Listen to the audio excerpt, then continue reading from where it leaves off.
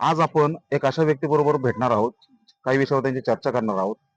त्यांचा प्रभाग क्रमांक आहे 4. प्रभाग क्रमांक 4 मधून त्यांनी उमेदवारी अर्ज दाखल केलेला आहे. ते आज आपल्या सोबत आहेत.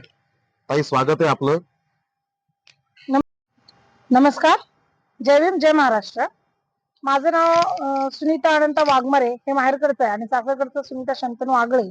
माझं माहेर आणि सासर दोन्ही रेल्वे प्रभागातलं आहे. म्हणजे मी गेले 40 वर्ष तिथली स्थानिक असून मी प्रभाग क्रमांक 4 मधनं मधनं उमेदवारी अर्ज दाखल केलेला आहे. उमेदवारी अर्ज दाखल करण्यामागचं कारण असं की म्हणजे मी आज रेल्वे प्रभागात पाहतीये की स्थानिक लोक नाही तर बाहेरचेच इतर लोक येऊन निवडून आपण त्यांना प्रतिनिधी निवडून देतो, परंतु त्यांचा प्रतिसाद आपल्याला हवा तसं मिळत नाही किंवा निवडणुका झाल्यानंतर त्या आपल्या समस्या काय आहेत किंवा आपल्याला कशाची गरज आहे हे विचारण्याचा सुद्धा प्रयत्न करत नाही. हे सरासरी मी स्वतः अनुभवलेलं आहे, म्हणून मी ठामपणाने सांगते. आणि सांगण्याचा उद्देश असा की स्थानिक लेवलला मी असल्यामुळे एक रेल्वे कर्मचाऱ्याची सून आणि मुलगी या दोन्हीचा मध्य गाठून मी हा रेल्वे प्रभाग क्रमांक 4 मधनं निवडणूक लढवण्यास इच्छुक आहे. साधारणतः प्रत्येक नगरसेवक मी माझ्या प्रभागामध्ये असा प्रयत्न करू शकतो, मी तिथं उपाययोजना राबवेल किंवा प्रभागाचा विकास करेल. तर तुमच्या दृष्टिकोनातून तुम्ही जे उमेदवारी अर्ज दाखल केला, तर काय दृष्टिकोन डोळ्यासमोर ठेवलाय तुम्ही, किंवा मी नगरसेवक झाल्यानंतर माझ्या प्रभागामध्ये मी अशा प्रकारचा विकास करू शकते? बघा, आता मी स्थानिक लेवलला रेल्वे प्रभागातनं जर सांगेल, आता इतर तर बाकीचे आहेत म्हणजे 8, 9, 10 नंबर जसे भांगरवाडी वगैरे एरिया आहे, हे सगळं नगरपालिकेच्या अंतर्गत असल्यामुळे रस्ते, लाईट किंवा बाकीचे उपक्रम आहेत ते नगरपालिकेच्या अंतर्गत येतात. अच्छा. पण सर्रासपणे आपण पाहिलं तर रेल्वे विभागामध्ये लाईट झालं किंवा रस्ते झाले, हे सगळे काही नगरपालिकेच्या हद्दीत येत नाही. पण म्हणजे त्याचा सांगण्याचा उद्देश असा की तो जरी भाग त्यात येत नसेल तरी इतरही बऱ्याचशा अशा गोष्टी आणि गरजा आहेत ज्या रेल्वे प्रभागातल्या प्रत्येक कुटुंबातल्या व्यक्तीला गरजेचं आहे.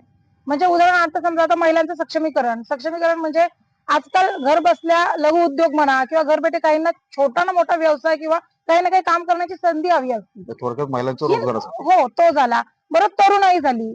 आता बऱ्यापैकी लोकांना आता बघा 2015 नंतर जो काही पेमेंट वाढ झाली, 8वं पी कमिशन लागलं, त्यानंतर बऱ्यापैकी रेल्वे प्रभागामधली जे रेल्वे कर्मचारी आहेत त्यांचा पेमेंट बऱ्यापैकी वाढलाय, कारण 8वं पी कमिशन लागू झाले. पण त्याच्या आधीचे जे लोक आहेत त्यांना तर नाहीये, त्यांना तर पिवळंच रेशन कार्ड आहे. सांगण्याचं तात्पर्य माझं असं आहे की जेव्हा 7-8 लोक एका घरात आहेत त्यात एकच व्यक्ती कमवणारा असतो, पण इतरांचं काय?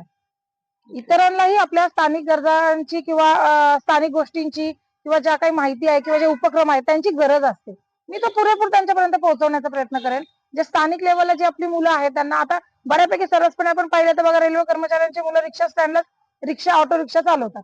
त्याच्या व्यतिरिक्त सर्वसामान्य त्याच्या व्यतिरिक्त दुसरा उपक्रम कुठला नाहीये. मग त्यातनं मुलांसाठी रोजगार म्हणा किंवा जे आता कॉन्ट्रॅक्ट बेसिस वरती रेल्वेमध्ये जे इतर कॉन्ट्रॅक्ट येतात बाहेरचे, त्याच्यामध्ये मी प्रयत्न करेन की आमचे रेल्वे विभागातली कर्मचाऱ्यांची मुलं कितपत लागतील, रेल्वेमध्ये कितपत काम असेल, कॉन्ट्रॅक्ट बेसिस असेल ना, पण तो त्यांना रोजगार मिळणं खूप गरजेचं आहे.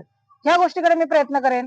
आणि मेन म्हणजे सगळ्यात महत्वाची गोष्ट म्हणजे अशी की आमचा पुनर्वसनाचा प्रकल्प प्रलंबित आहे नगरपालिकेमध्ये. तुमचा पुनर्वसनाचा केव्हा विषय झाला होता? ऍक्च्युली रेल्वे प्रभागामधली 1999 ला झोपडपट्टी एरिया तुटलेला होता. ओके. त्याच्यानंतर पुनर्वसनाचा प्रकल्प प्रलंबित होता पण 2019 ला ऍक्च्युली त्या लिस्ट आल्यात नगरपालिकेमध्ये, अद्यापही आहेत. पण विषय असा झाला की त्याच्यानंतर आम्हाला ते 6 महिने येऊन पडले, पण आमच्या प्रतिनिधींनी आमच्यापर्यंत कळवलंच नाही किंवा आम्हाला ती माहितीच मिळाली नाही.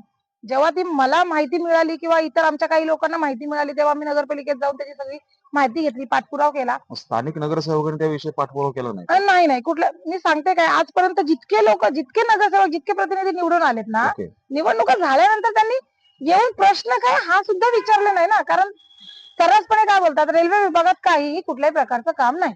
म्हणजे सरासरी तुम्हाला असं सांगायचं की रेल्वे विभागामध्ये भरपूर समस्या आहेत, तुम्हाला भेडसावत आहेत, परंतु त्यात पूर्ण होत नाही. हो, तुम्ही हे बघा, रेल्वे प्रभाग म्हणला म्हणजे फक्त रस्ते, लाईट ह्यांना आपण नाही जाऊन वोटिंग मागत, आपण कुटुंबात जाऊन मागतो. कुटुंबामध्ये जे प्रश्न आहेत ते सोडवण्याचा प्रयत्न करणं, त्यांना कुठल्या गोष्टी अडचणी येतात त्या सोडवण्याचा प्रयत्न करणं, हे नगरसेवकाचं म्हणजे मी ती जबाबदारी समजते. इतरांच्या बद्दल नाही, पण मी माझं सांगते. आता तो जो प्रकल्प येऊन पडला, पेंडिंग पडला, त्यानंतर कोविड लागला, 5 वर्ष त्याच्यामध्ये गेले. मी त्याचा पुरेपूर पाठपुरावा करेन. कारण का तर माझ्या स्थानिक लोकांना पुनर्वसन पाहिजे. पुनर्वसन जर झालं नाही तर सर्वचपणे आपण पाहिल्या गेलात ना, तर काही लोकांचं कसं झालं, काहींना घरं झाली आहेत आधीच्या, रेल्वे रिटायर झालेले जे पर्सन आहे त्यांच्या मुलांना रोजगार नाहीये. अच्छा. काही मुलांना रोजगार आहेत पण त्यांची स्थानिक लेवलला घरं नाही झाली. घरं नाहीये. मग हे कुठेतरी खुपतंय. हे खूप मोठं म्हणजे दुःख आहे ही गोष्ट, की ही लोकांना सुद्धा ही कळणं खूप गरजेची आहे. अच्छा. आणि लोकांनी यातनं बाहेर येणं खूप गरजेचं आहे. महत्वाचं आहे. ह्याच्यासाठी मी ऍक्च्युली हा पाऊल उचललेला आहे, की स्थानिक आपल्यातलाच जर एखादा उमेदवार जर उभा राहिला, जर तुम्ही त्यांना साथ दिली, तर तो नक्की तुमच्या बाजूने नगरपालिकेपर्यंत जाईल. आणि तुमचे जे प्रश्न आहेत, तुमचं म्हणणं काय, हे पोहोचवण्याचा प्रयत्न मी माझ्या थ्रू नगरपालिका ठामपणाने करेन. तेव्हाच नगरपालिका ऍक्शन घेणार. बरोबर आहे. या या अगोदर तुम्ही कधी कोणत्या पक्षामध्ये म्हणा किंवा कोणत्या कमिटी म्हणा किंवा कोणते गट गट म्हणा याच्यामध्ये कधी काम केलं? नाही, नाही.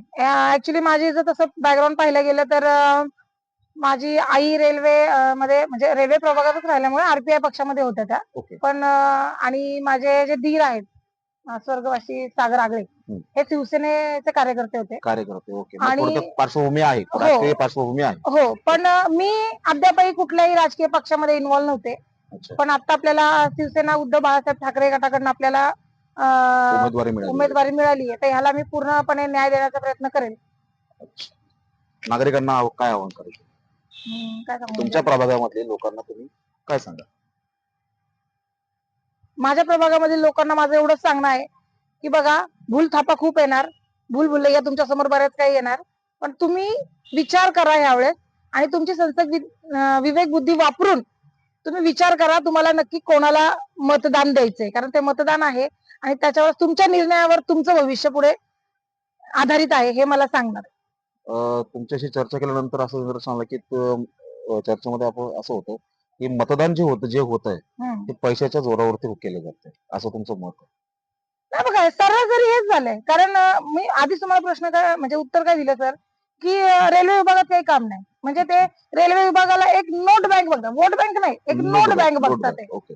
म्हणजे पैसा जितका जास्त टाकला जाईल तितके आपल्याला नोट येते. तितकं मतं मिळतील आणि आम्ही हा, पण पैसा हा आजकाल कोणाला स्थिर नाहीये, कोणाला कितपत पुरत नाहीये. बरोबर. तुम्ही किती जरी टाकलं तरी पण तुम्ही कामं करा ना लोकांची.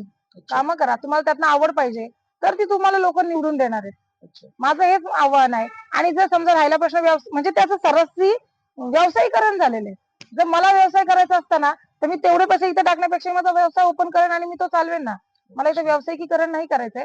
मला इथं माझ्या स्थानिक लोकांच्या अडीअडचणी, प्रश्न, समस्या त्या सोडवण्याचा मनापासून प्रयत्न करायचा आहे. म्हणून मी उमेदवारी दाखल केली. आपले खूप खूप धन्यवाद. आपण स्पष्टपणे जे आपलं मत आहे की तुम्ही नगरसेवक पदाची जी निवडणूक लढवताय ते लढवण्याचं मागचं तुमचं उद्दिष्ट काय हे तुम्ही स्पष्ट केलेलं आहे. ठीक आहे. तर आपल्याला खूप खूप शुभेच्छा. क्रमांक 4 मधून आज आपण अशा उमेदवाराला भेटलोय की प्रभाग क्रमांक 4 हा रेल्वे प्रशासनाचा एक भाग आहे. त्यामध्ये अनेक समस्यांना त्यांना सामोरं जावं लागतंय. मागील काळामध्ये जे नगरसेवक होऊन गेले तर त्यांनी कसल्याही प्रकारच्या तिथे उपाययोजना म्हणा किंवा कोणत्या सोयी सुविधा म्हणा या केलेल्या नाहीये. तर यांच्या मार्फत ते पूर्ण करण्याचं त्यांनी आश्वासन आपल्याला दिलेलं आहे.